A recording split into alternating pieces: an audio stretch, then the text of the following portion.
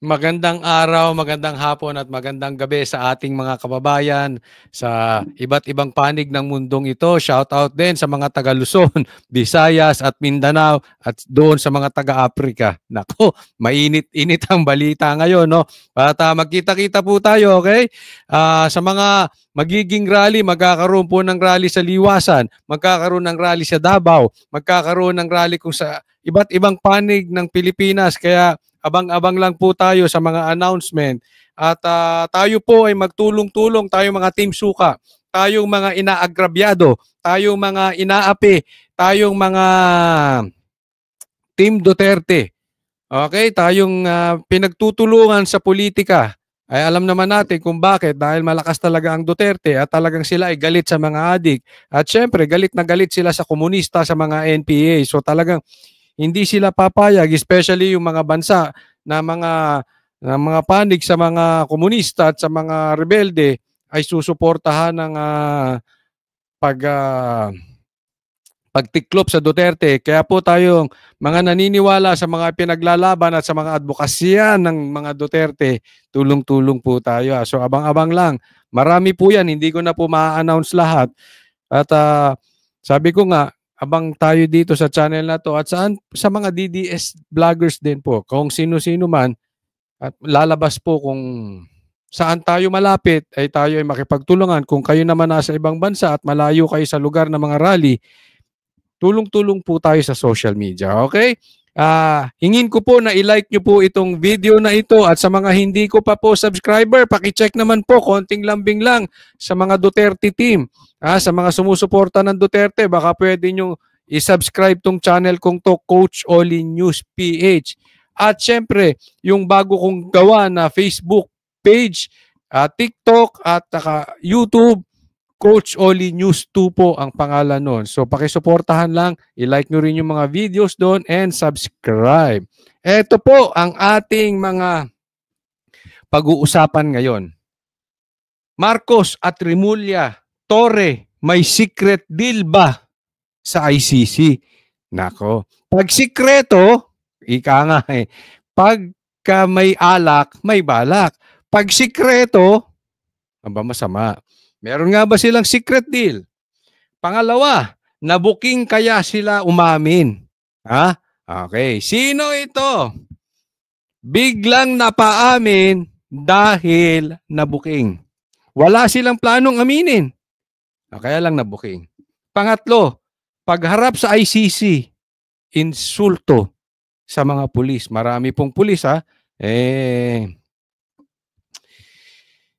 hindi natutuwa. Okay, so pag-uusapan natin yan. At pang-apat, mga Pilipino, ayaw po sa impeachment. Okay, hindi ko na po pagtatagalin. Sisimulan na po natin agad ang ating topic. Dahil kay Coach Oli, bida ang balita. Ito, pakinggan natin merong magandang announcement si Boying Remulla. Tandaan nyo po ang apelyido, Remulla. Boying Remulla may announcement about ICC. Okay, mamaya natin pag-usapan yung nabuking kaya sila umamin at saka yung mga Pilipinong ayaw sa impeachment. Pero dito muna tayo. Dito muna kay Boying Remulla. Pag-usapan natin ito. Hindi na tayo makikipag-usap sa kanila. Hindi natin sila kailangan sa ating bansa. Hindi natin sila gustong pumunta rito. Ang pinag-uusapan dito, ICC. Hindi natin kailangan sila sa ating bansa. At wag silang pupunta rito. At wag na wag silang pupunta rito. About sa ICC, ito po ay secretary ng Department of Justice. May punto naman si Boying. Wag na wag kayong pupunta rito. Bakit? Secretary of Justice. Ibig sabihin, gumagana ang hustisya sa Pilipinas. Ako ba ay inuinsulto nyo? Bakit kayo pupunta rito? Hindi nyo ba alam ako ang bossing? Ako, secretary ng Justice. Pupunta ang ICC dito? Ibig sabihin, walang hustisya dito? Tinatarantado nyo ba ako? Ganun, parang ganun ang sinasabi dito si Boying. Tuloy. Sapagkat ang gagawin nila ay usurpation of authority. Nako, usurpation of authorities. Ano ba ibig sabihin niya yung usurpation na yan? Yung bang parang hindi ka naman pulis, manghuhuli ka, or wala ka namang karapatan, wala kang soberanya Tapos bigla ka manghuhuli. Ibig sabihin, wala kang posisyon. Wala kang sa lugar. Tapos mag-aasta ka na para kang otoridad.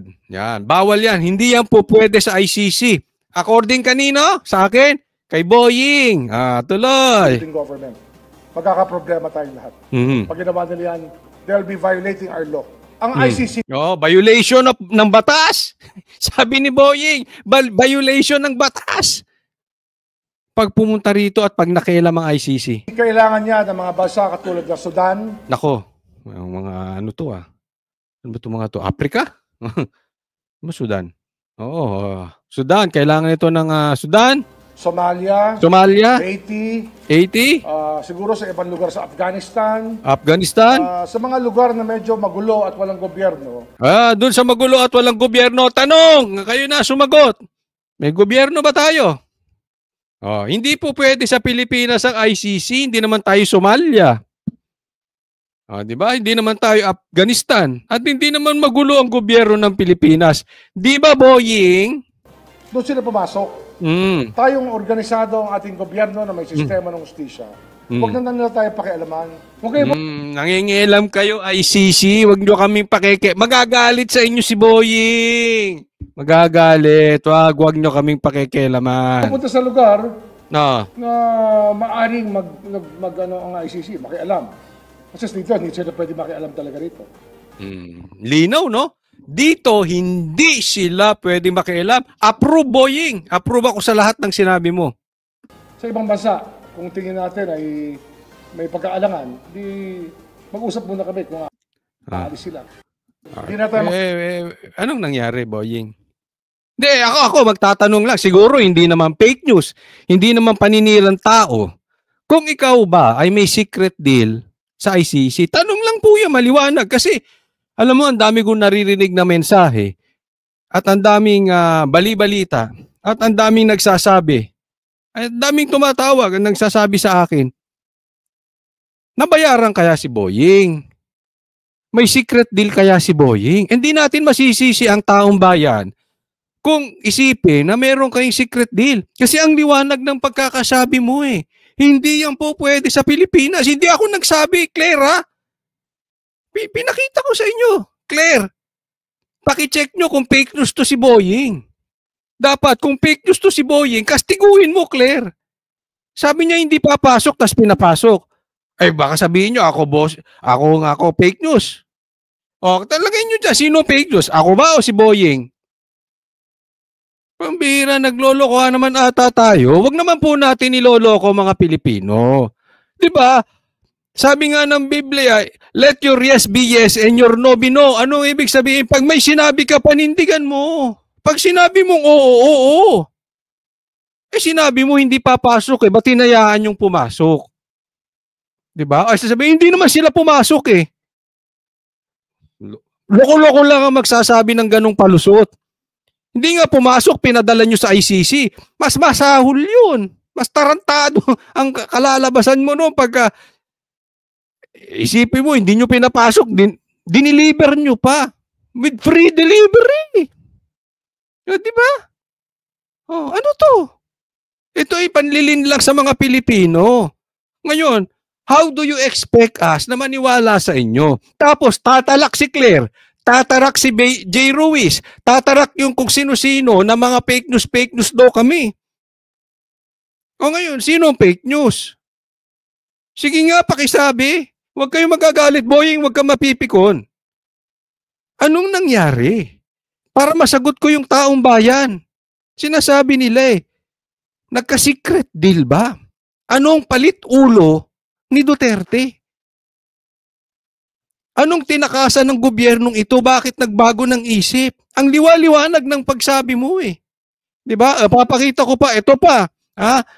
Gusto nyo manggalaite? Ito pa. Ito. Sige, tignan natin Okay, let me say this for the 100th time. Sasabihin niya raw, pang 100 beses. Sige. Not recognize the jurisdiction of ICC in the Philippines. We don't recognize the jurisdiction of The ICC in the Philippines. 100,000 ka palang sinungaling. Hindi, 100 lang. Hindi naman 100,000. 100 times kang sinungaling, Marcos. 100 times mo sinabi eh. Claire, paano ba tong bossing mo? Sinungaling eh. Fake news. Tapos yung mga senator mo sasabihin fake news sa mga vloggers. Tapos yung mga congressman na taga-tahol ng pinsan mo, sasabihin iimbestigahan yung fake news. Jay Ruiz, ano ba ito? Claire, fake news to eh. Hindi isang beses. Not 1 time, 2 times, hindi po. 100 times galing sa kanya. O di 100 times sinungaling. I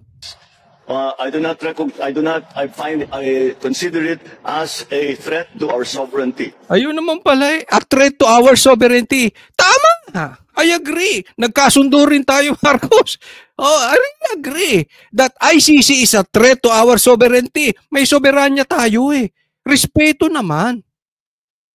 Ba't kayo magdi-decide sa mga Pilipino? Kung may makasalanan dito, kung gusto nyo, electric chair nyo.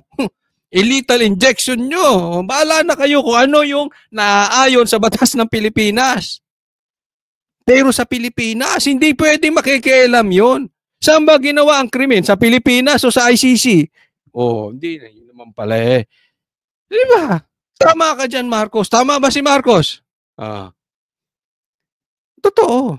Huwag nating babuyin, Marcos, ang soberanya natin. Tama ka dyan. Therefore, the Philippine government will not lift a finger. Ayun, they will not lift a finger. Di ba? Kasi, alam mo, minsan yung finger, nakaka-lift na yan eh. Nakakabuhat ang isang finger. Ang finger. Oo. Hindi daw siya, hindi niya itataas ang kanyang daliri para suportahan ng ICC. Ayan po ang Presidente Marcos nyo. To help any investigation that the ICC could. Hindi tutulong in any way, kahit investigasyon. However, However, as ordinary people, they can come and visit the Philippines. pwede kayong bumisita. Hindi kami tutulong sa kanila. In fact, Hindi kami tutulong sa can I hear you people?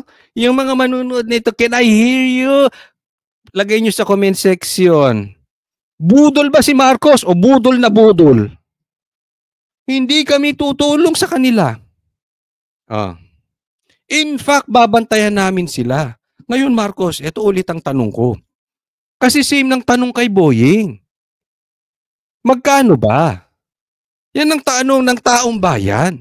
Bakit kayo biglang nagbago ng isip? Tanong lang, hindi po tayo fake news ha. Nagtatanong, magkano ba? Ano ba secret deal nyo? Dahil ba, nakikita nyo sa impeachment? Ito, lumabas impeachment, ayaw ng Pilipino. Kaya kayo nagbago ng isip? May survey po. Ayaw ng Pilipino sa impeachment kay BP Sara. Walang maitutulong sa bansa natin yan. So anong ginawa nyo? Since hindi nyo kaya sa impeachment si BP Sara, tanggalin nyo yung power ni BP Sara, which is yung ulo ng Duterte. Bakit bigla ka nagbago, Marcos? O talagang niloloko mo ang mga Pilipino? O talagang budol-budol ka? Hindi mo masisisi ang taong bayan kung iisipin may bayad ka, meron kang palit ulo, o may secret deal kayo ni Boying kasi bigla kayo nagbago ng isip eh. Paliwanag nyo ng maayos yan sa taong bayan. Claire, Jay Ruiz, fake news ba yung amon nyo? Bantayan namin sila, making sure that hindi sila that they do not come into contact with any agency of government. They don't have any contact with any agency of the government. Ano si Torre? PNP. Di ahensya yun. DOJ. Ahensya yun. DILG. Ahensya yun. Even Villamor. Doon nyo dinala si PRRD. Anong kalokohan to, Marcos? Huwag naman sana sagad-sagad sa buto ang pambubudol sa taong bayan. Tapos pag sinabihan kayo ng ganito, sasabihan nyo kami fake news. E di dapat hindi kayo nanloko sa tao. Dapat hindi nyo sinabi yan. Ang problema kasi sa mga, yan dyan kila Claire, yung mga nagsasabi, yung aso ni Tamba dyan sa pagtatama sa inyo, fake news, kahit totoo. Huwag ganon. Huwag ganon. Ang liwanag Ano yan, ako nagsabi? Nagagaguhan ba tayo? Ginagago nyo ba mga Pilipino? And if they are contacting agencies of government, nasasabihin yung whatever, policeman, local government, sabihin nyo, wag nyo sasagutin. Yun ang sagot natin. That we do not recognize your jurisdiction, therefore we will... We don't recognize your jurisdiction, pero pinadala nyo si Tatay Digong doon. Special delivery. Dati puting van, ngayon puting jet plane.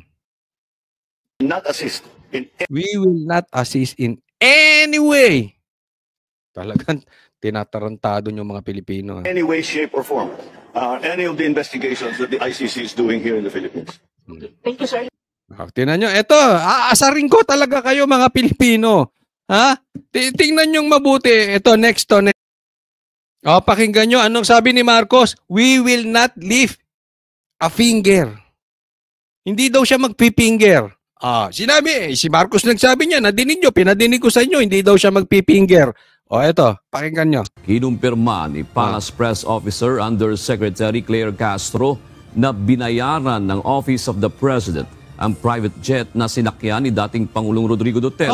Binayaran pa ng Office of the President yung sinakyan ni Tatay Digo. Anong ibig sabihin nun? Di pera ng taong bayan. Opisina ni Marcos nagbayad sa jet. Akala ko ba hindi ka magpipinger, Marcos? You will not lift a finger. Akala ko ba hindi sila dapat kumontak sa kahit na anong ahensya? Wala silang soberanya rito. It's a threat to our jurisdiction. Anong nangyari? Ngayon magagalit kayo pag tinawag kayong budol. Lantarang niloko nyo taong bayan. Lantarang binudol nyo taong... Pera pa ng para nyo kaming ginisa sa sarili naming mantika. Niloko nyo na kami. Pera pa ng taong bayan ginamit nyo. Di magpipinger. Patungong The Hague sa The Netherlands.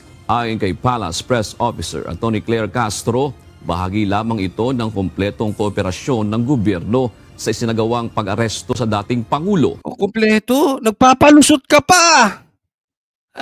Ito'y kooperasyon. Akala ko hindi kayo makikikooperate ngayon. Ito'y kasama sa kooperasyon.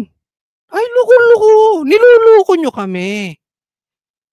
Mr. Finger, niluloko nyo kami. Hindi naman nagbigay ng eksaktong halaga ang Palace official. Hindi magbibigay yan. Kahit naman magbigay yan, anong papaniwalaan ba? It is the same person na nagsabi sa amin na walang pumasok na baril doon sa loob ng KOJC. More than 16 days kami doon. Pambira, walang ni isang baril. Ganyan po ka-fake news yung presidente mo, Claire. At ang lalakas, napaka-ipokrito ninyo, tapos kami tatawagin yung fake news. Kung magkano ang naging gastos, ngunit nabanggit ni Yusek Castro na nagkaroon ng pakikipag-ugnayan ng Pero ito sinabi nakipag-ugnayan sila dyan. Okay. Alam mo, ma-high blood ako sa panloloko talagang ginawa sa atin. Pero tingnan nyo na lang. Sasabihin kaya nila yan kung hindi nahuli? Diba? Kasi, nailabas napicturan yung napicturan yung number nitong nitong eroplano. So, mache-check. Alam, nasa Pilipinas ang may-ari kasi RP ang nakalagay. So, Republic of the Philippines. So, ibig sabihin, hindi ICC. Hindi natin tinulungan ng ICC. Tayo mismo ang nagtraidor sa kapwa nating Pilipino na sinabi ninyo, hindi kayo makikipagtulungan. Sabi nga na iba, niloloko tayo ng gobyernong ito. Baka nga hindi pa nila inamin yan. Kung hindi lang napicturan itong eroplano. Kung hindi lang napicturan yung number. Kung hindi napicturan yung flight number ba ang tawag doon? Kaya lang nawalan sila eh. Mabubuking na naman sila na nagsinungaling. So napilitan silang umamin. But still, bakit natin to ginagawa sa Pilipinas? Ganyan na ba kayo ka-insecure talaga sa mga Duterte? Hindi nyo kayang labanan ng patas ang isang babae? Hindi nyo kayang labanan ng patas ang isang matanda? Kaya ipapadala nyo doon. Dahil alam nyo, hindi tatagumpay ang impeachment. Alam mo, nagagaya na to si Marcos sa tatay niyan talaga. Ang lupit. Pamahalaan sa isang pribadong korporasyon para rito. Opo, ina-admit po na ang palasyo po ang nagbayad. Ito, walang kwentang vlogger tong anima. Di ba? Nawalan ka ngayon. Ngayon, nasa ng paninindigan mo, Claire? Kung hindi mo matawag na fake news yung presidente mo. Ang gobyerno po, ito po ay may kaugnayan sa assistance po na ibinigay natin sa Interpol. So, sabi nga natin, kapag hiningi po ang assistance, siyempre po dapat kumpleto po. Oh. Pag hiningi ang assistance, dapat kumpleto. Tayo pa ang naggastos. Oh. Ano sabi? Hindi magli-lift ng finger? Hindi magpipinger si Marcos? Hindi makikipag-ugnayan? Hindi makikipag-usap? Oh. Anong tawag mo dyan, Claire? Hindi ba budol yun? Hindi, diretsong tanong. Hindi ba budol yun? Dahil kung wala naman po na ipoprovide na sasakyan para madala po ang dating Pangulo sa ICC, parang hindi rin po naging kumpleto ang pagtugon natin sa ating commitment. Hindi yon. Kasi pwede nyo namang hindi minadali eh. Di ba? Pwede nyo namang ipagpabukas. Hindi kailangan ng jet plane. Hindi na, umuwi ba si Marcos, si PRRD dito naka-private jet? Hindi naman kailangan ng ganun. Pwede nyo namang inantay sana yung desisyon ng korte, tapos, ibinuk nyo na lang. Nakamura pa kayo, hindi gumastos ang gobyerno. Hindi naman pasosyal si Tatay Digong eh.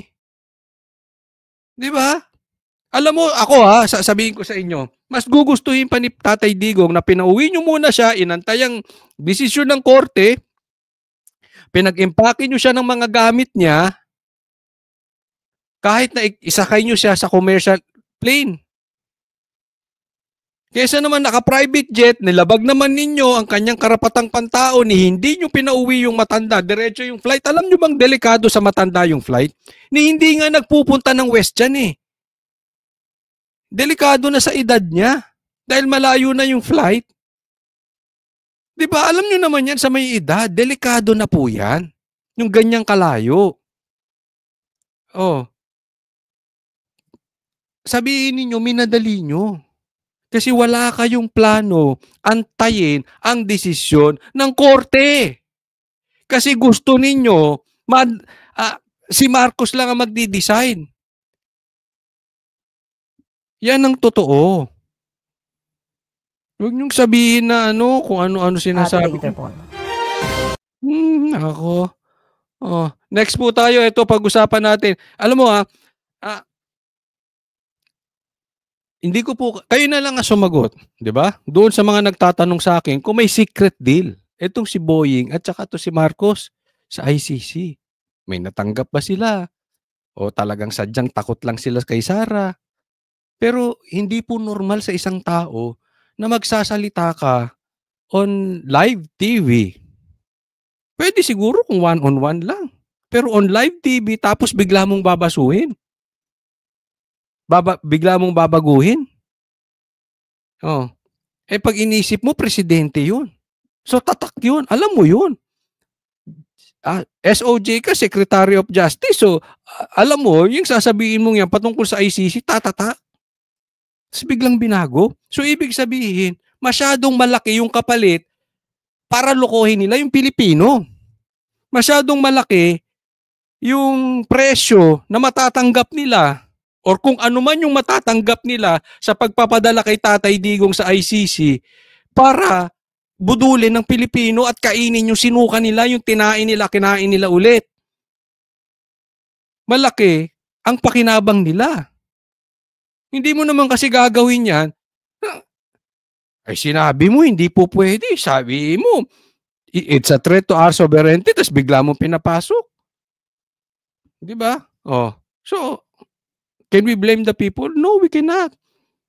Ang tanong, bakit? Secret deal ba? May presyo ba? Palit ulo ba? May pakinabang ba? Takot kay BP Sara? Kayo na po sumagot dyan sa comment section. Ito po, pakinggan po natin yung speech ni Mideldea na patungkol dito kay Tatay Digong. Yung paano niya dinefend si Tatay Digong. Alam mo, kanina nung nagsasalita si Tatay Digong, naawa ako sa kanya. Grabe. Naawa ako talaga. Kasi yung boses niya, parang pagod na pagod. Alam mo yung lolong-lolo na, naalala ko nga yung lelong ko dito eh. Parang medyo hawig pa nga sila nung lolo ko eh. Lolo ko sa father side. Oo, meron silang hawig ni PRRD. Tapos ganyan na yung boses, nakakaawa. Nung naririnig ko nagsasalita si PRRD, nakakaawa po. Ganyan po, kalupit ang gobyerno natin dahil sa pangarap. Yung nagpalibing sa tatay nila, yung nagpabalik sa kanya sa posisyon, binababoy nila. Ako I strongly believe, kung hindi man natin makuha ang justice sa hustisya sa Pilipinas dahil hawak nila, never silang lulusot sa hustisya ng langit. Matindi ito. Matindi ito. Ginawan ka na ng mabuti. Alam mo, pinalibing nga yung tatay nyo para magkaroon tayo ng unity.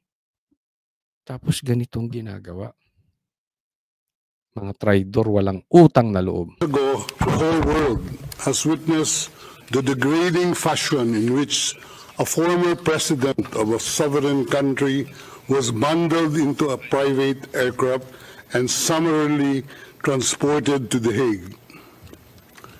To us lawyers, this would be called an extrajudicial rendition. To the less... Totoo yan, extrajudicial rendition yan. Alam nyo, ito sa akin naman ay kidnapping. No? Yan po yung sinasabi ni Pastor Kibuloy. Yan ang kinakatakot niya. Kasi wala namang problemang haharapin niya yung kaso niya dito sa Pilipinas. Pero napatunayan natin, hindi nag-i-imagine si Pastor Kibuloy. Talagang may plano silang dalhin sa ibang bansa. Ganyan po ang style ng gobyerno natin ngayon. Diba? Nakakatakot na po kasi ngayon, yung panahon ngayon, pwedeng palpak ang warrant of arrest, hindi ka na makapagpaliwanag sa korte natin, basta ka na lang dadalhin kung saan. Bigla kang ikukulong, bigla kang dadalhin sa ibang bansa. Pag ikaw napag-initan ni Marcos, ni Boying, ni Torre, tapos ka na. Saka ka na lang magpaliwanag, ganyan lang naman sinasabi nila eh. I-demanda nyo na lang ako, basta ikaw huhulihin ka namin. Nakakatakot po yun. Ganyan na po ang kalakaran natin. This is not the first time. Ginawa yan sa KOJC. Wala ang pangalan ni Pastor Kibuloy sa warrant of arrest. Wala silang search warrant. Pero anong sinabi ni Torre? Papasok kami sa kayo sa gusto nyo. Sa madaling salita, masasaktan kayo, huwag kayong haharang-harang. Kahit mali ang aming warrant, magdemanda na lang kayo. Basta gagawin namin yung gusto namin. Ganyan din ang ginawa kay Tatay Digong. Walang judge dito, walang magdi-decide. Basta sumakay ka dyan sa aeroplano, dadalhin namin kayo kung saan, doon na kayo magpaliwanag. Ganyan na po ang gobyerno ng Pilipinas. Gobyerno ni Torre. Pag sinabi niya sa inyo, papasok ako sa bahay ninyo. Wala, asan na search warrant? Basta papasok ako, demanda nyo na lang ako. Kakatakot yun. Bigla kang huhulihin. Asan ang warrant mo? Hindi, peke yung warrant. Hindi, wag tayo hindi ito ang panahon. Yan ang sinabi ni Torre kay Torre na I was in front of them. Hindi ito ang panahon para tayo magdiskusyon. Magdemanda na lang kayo, magreklamo na lang kayo. Diba? Huhulihin ka na lang basta tapos sasabihin, hindi itong panahon para tayo magdesisyon. Magreklamo. Ganyan po ang ginawa kay Tatay Digong. Yan po ang nirereklamo dito.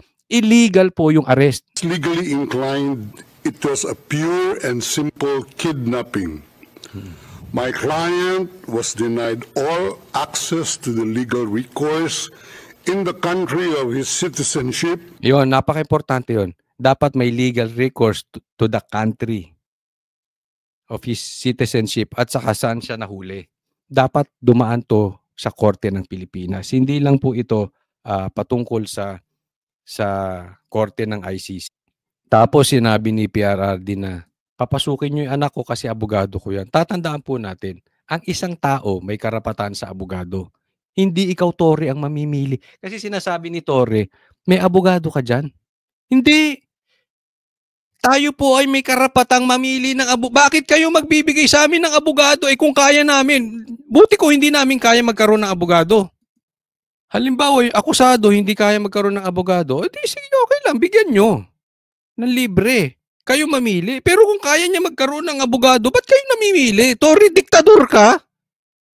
Ayaw niyong papasukin dahil may abogado naman, magugulo lang? Hindi. Bawat Pilipino may karapatan sa abogado. Hindi kayo pipili. And this, all in the nature of political score settling. Ito, maganda itong diniin niya dito. Political to. Ito, napaka-importante na ipalabas natin. Kasi ang ICC, ako talaga, I'm not in favor of ICC. Kasi nagagamit kayo for political. Dapat madiin ito. Masisira ang credibility ng ICC dito if the Duterte team can prove that it's political. And we Filipinos, we know that this is political.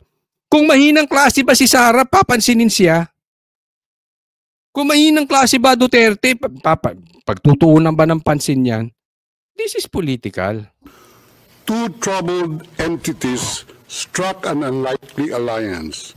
An incumbent president who wished to neutralize and choke the legacy of my client and his daughter on the other hand.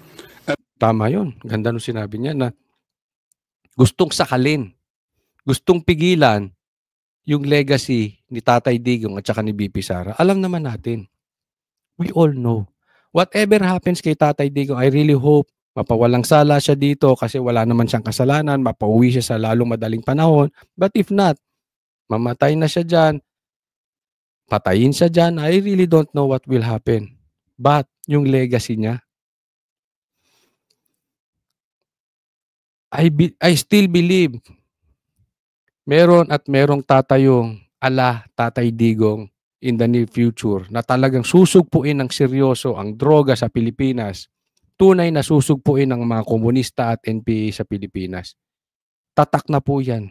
Hindi na po maalis yung legacy na iniwan ni Tatay Digong sa atin kahit ano pa ang gawin ni Marcos. A troubled legal institution subject to delegitimization and desperate for a price cuts and a legal show today on the other hand. With this in mind, it is not surprising that my client was abducted from his country. Ang sakit, no? Kinidnap, dinukot.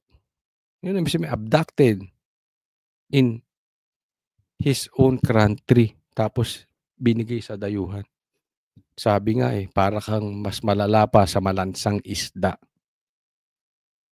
Grabe yung ginawa nila. Kung sino man ang utak nito sa Pilipinas, mahiya kayo sa sarili ninyo. Pinagpalit ninyo ang kapatid nyo.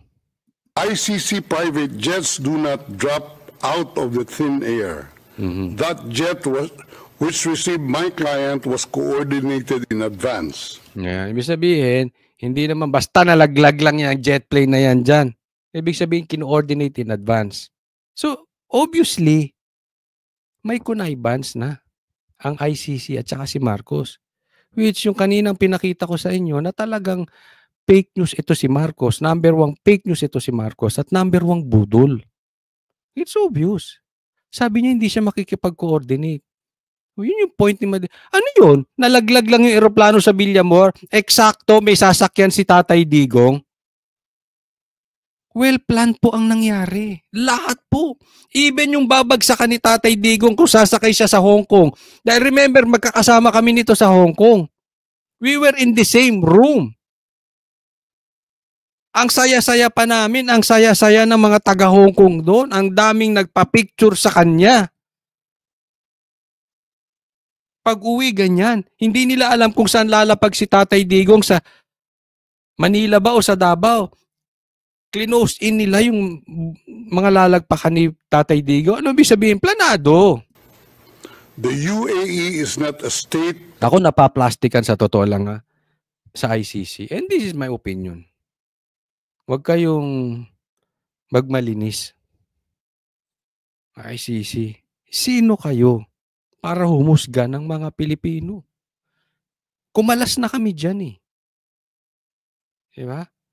Sabihin natin, nagawa ni Tatay Digong yung kanyang mali. For discussion purposes hindi ko sinasabing totoo. Before tayo kumalas. Pero yung pagkakahuli sa kanya, nakipag-ugnayan pa rin sa ICC na hindi na kami member. Naggamitan kayo ni Marcos. Kasi alam nyo, itong existence ng ICC, hindi ito nire-respeto ng ibang bansa. Sa totoo lang. Hindi. Ito ay parang naggagamitan. Kung sinong bansa ang kailangan kami para itago yung kanilang political ambitions, doon kami. Hindi ito nire-respeto ng ibang bansa. Samantalang tayo diniliber pa natin. Ganyan po kababaw. Alam mo, nung nakikita ko si Tatay Digong, nahihiya ako sa mga Pilipino.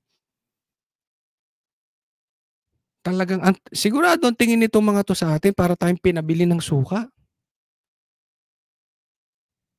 Kaya nilang ganunin ng presidente? Presidente Marcos nyo?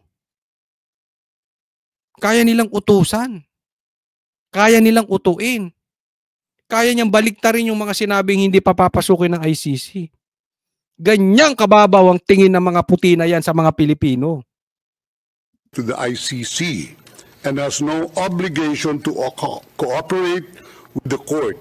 Yet my client sat in transit in that country for more than 5 hours. I invite the registry's representative to present today in court to explain to the judges exactly how they believe this transfer was anything other than a gross abuse of process. Ito, malalaman natin kung ipokrito itong mga taga-ICC. Kaya ako hindi ako papayag. Sinasabi ng mga ibang senador na kumakandidatong senador na katulad ni Lacson, tapos itong sila, mga congressman na dapat bumalik tayo sa ICC. Hindi. Huwag kayong papayag. Nababalik tayo sa ICC? Wag. Hanggat hindi sila marunong rumispeto sa korte natin. Bakit? Iilang tao lang ang magdi-decide. 1, 2, 3, 4 lang. Pag may sinabi na, sige, bigyan nyo kami red notice, dadali namin dyan. Special delivery, naka-jet plane pa. Paano yung mga kalabang politika? Tapos na. Katulad ni nireklamo ni De Lima. Si Cayetano, paano ko sabihin, sige, isuhan nyo ng red notice at warrant of arrest, di-deliver namin si Cayetano dyan. Tandaan nyo, binastos ni Cayetano si BBM. Nilaspag na yan sa debate. Ano ko sabihin? Sige, gantihan natin yan si Cayetano. Binaboy ako niyan sa debate, sige, De Lima. Ireklamo sa ICC, pag yung ICC sabihin nyo mag-release ng warrant. Hindi na dadaan sa korte natin. Ako hindi papayag. Huwag kayong papayag na bumalik tayo sa ICC until such time may respeto na ang gobyerno natin sa korte. Given the precipitous arrival of my client, an elderly man with debilitating medical issues, hard of hearing, and 2 days... So, alam mo, ito yung nakakalungkot, no? So, kapit lang mga Pilipino at matatapos din to. Ako naniniwala nang dahil sa ginagawa nila, kinakabahan na yung mga senators ni Marcos. Eh sila mismo napapaamin na eh. Diba? Napapaamin na sila na apektado sila dahil malakas pa rin na suporta. Actually, mas lalong lumalakas ang suporta ng mga Duterte. Yun nga lang, baka mamaya may masamang mangyari kay Tatay Digong. Mananagot kayo sa taong bayan na nagmamahal kay Tatay Digong pag may nangyari sa kanya. Next po tayo. Eto, ayaw ng Pilipino ng impeachment. Mayorya ng mga Pilipino ang tutol sa paghahain ng Kamara ng impeachment case laban kay Vice President Sara Duterte sa Senado. Base sa latest survey ng Pulse Asia Research, lumabas sa 45% ng mga Pilipino ang hindi sang-ayon sa paghahain ng mababang... Tignan nyo, mga ayaw sa impeachment, 45%, 23 lang ang agree, 23% lang ang 23% lang ang agree. Yung iba, abstain and lack of knowledge. Pero mas marami. O, kahit pagsama-samahin pa halos pantay lang, di ba? No. So, sa madaling salita, ayaw ng Pilipino ng impeachment. Kaya nga ako nagtataka, kaya ba biglang nagbago isip nitong sila Marcos? Sabi nila, hindi nila dadalhin ng ICC. Hindi nila dadalhin dito, pati si Boying Rimulya. Hindi tayo makikikooperate. Yan ay wala silang... wala silang jurisdiction dito sa Pilipinas, may justice tayo, hindi na kailangan, etc. Kung ano pinagsasabi nila, tapos biglang kinain nila yung tinain nila. Isa ba to sa dahilan? Dahil nakikita nyo ayaw ng tao sa impeachment at hindi kayo mananalo? Hindi papabor ang taong bayan sa impeachment? Pulungan ng Kongreso ng impeachment case laban kay VP Sara, habang nasa 23% naman ang nagsabing pabor sa impeachment. Samantala, 23% naman ang hindi makapagsabi kung sila ay sang-ayon o hindi, habang ang natitirang 7% ay nagsabing wala silang sapat na kaalaman para magbigay ng opinyon. Karamihan sa mga hindi sang-ayon ay mula sa Visayas at Mindanao. Isinagawa ang survey mula February 20 hanggang 26, 2025. Ito napakaliwanag, no? Na ang Pilipino gising na sa pambubudol ng mga Marcos. Dapat naman hindi talaga ma-impeach si BP Sara. Sila nga ang liit-liit ng confidential funds na sinasabi nila kay BP Sara, sila nga Di ba? Ang laki, billion po ang flood control projects. I'm sure kayong mga Pilipino, kayong mga nanonood sa akin, tayo mga Pilipino, we are very much aware na talagang ginagawa nila ito, this is not about the people. Maaring hindi perpekto si PRRD, maaring hindi perpekto si BP Sara, may mga pagkakamali din yan. Gaya ko, gaya mo, gaya natin. Pero, hindi ibig sabihin, ginagawa ito ng mga Marcos, ng gobyernong ito, nila Tambaluslos, dahil sila ay concerned sa taong bayan. Dahil gusto lang nilang i-eliminate ang Duterte sa listahan. Yan po ang talagang ibig sabihin lang yan. Wala na pong iba. Kitang-kita, maganda nito, alam ng taong bayan. Hindi nyo maluloko ang taong bayan kasi ang ganda nung sinabi, meron ako nakausap na isang congressman na hindi pumirma. Anong malulutas? Hindi pumirma sa impeachment. Anong malulutas kung ma-impeach si BP Sara? Kayo lang ang makikinabang dyan Ang taong bayan hindi makikinabang dyan. Yung taong gutom-gutom pa rin, yung taong walang trabaho, wala pa rin trabaho. Yung madugong kalsada, madugo pa rin. Yung kalatang droga, kalat pa rin ang droga. Wala tayong infrastructure, wala mga bridges, wala pa rin tayo. Ano ang masusolusyonan? Ano ang maitutulong nitong impeachment kay Sara? Wala. Yeah? Wala. Kaya, well, again, no, tulong-tulong na lang po tayo mga Team Duterte. Ibalik po natin dito si Tatay Digong. Kanya-kanya po tayong tulong. Kung ikaw ay vlogger, tumulong ka, mag-vlog ka. Kung ikaw ay hindi vlogger, magsalita ka dyan sa social media, may mga rallies naman around, ipahayag mo. Sa mapayapang paraan, wag po tayo nga manggugulo, basta laging mapayapang paraan, ilabas natin yung hinaing natin na gusto nating bumalik si Tatay Digong. Join the rallies, balik natin si Tatay Digong, isigaw natin bakit kailangan ibalik si Tatay Digong. Diba? Isigaw natin sa mabuting paraan, sa maayos na paraan, at kung kayo naman ay malayo sa mga lugar kung saan may magrarally, isigaw nyo na lang po sa social media. Makatulong din. I-like nyo po itong video na ito nang sa ganun kumalat, ha? So, konting lambing lang sa mga hindi ko pa po subscribe po kayo and like nyo itong video na ito. And isiwalat natin yung mga pambubudol ng mga Marcos. Maraming salamat po para sa Diyos at Pilipinas nating mahal. God bless everyone.